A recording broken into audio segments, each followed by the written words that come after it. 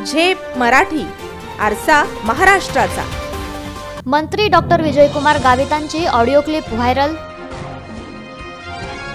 लोकसभेनंतर दिले अपक्ष लढण्याचे संकेत।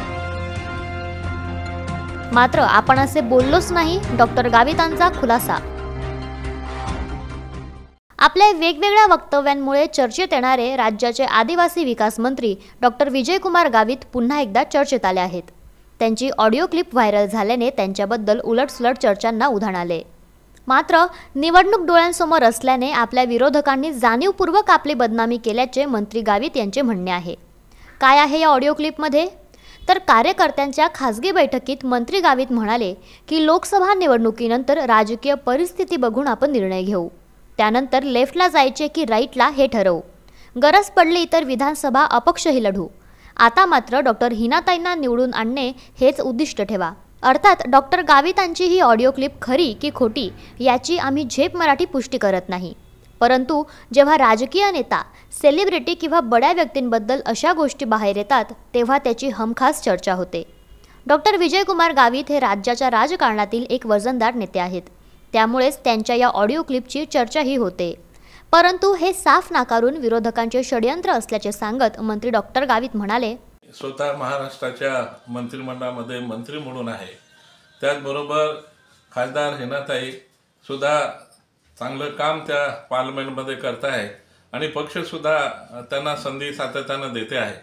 हे दोन्ही गोष्टी बघून या ठिकाणी आमच्या विरोधकांनी बदनामी व्हावी म्हणून खोटे नाटे प्रीफॅब्रिकेटेड त्या बातम्या त्या ठिकाणी दिलेल्या आहेत आणि अशा पद्धतीचं मी कधी बोललो नाही आणि बोलायचं कारणही नाही, कारण एवढ्या चांगल्या रीतीने पक्षाची संख्या मोठ्या प्रमाणामध्ये आणि सत्तेमध्ये येणार हे स्पष्ट दिसत असताना कोण असं विचार करू शकत नाही।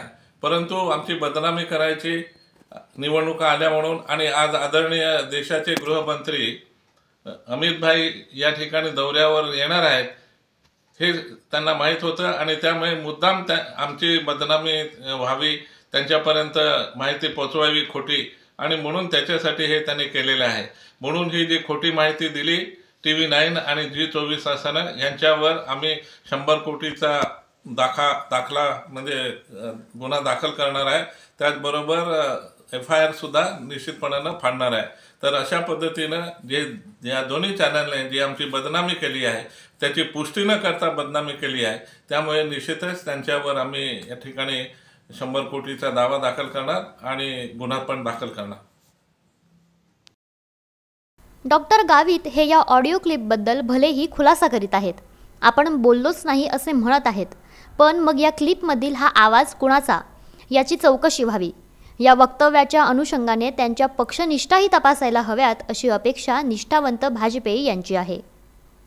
नंदुरबारच्या विद्यमान खासदार डॉक्टर हिना गावित यांच्या विरोधात या जिल्ह्यातील शिवसेनेचे शिंदे गटाचे संपर्क प्रमुख माजी आमदार चंद्रकांत रघुवंशी यांनी उघडपणे विरोधात भूमिका घेतली असताना आता मंत्री डॉक्टर विजयकुमार गावितांच्या या ऑडिओ क्लिपमुळे राजकीय चर्चेला उधाण आले आहे।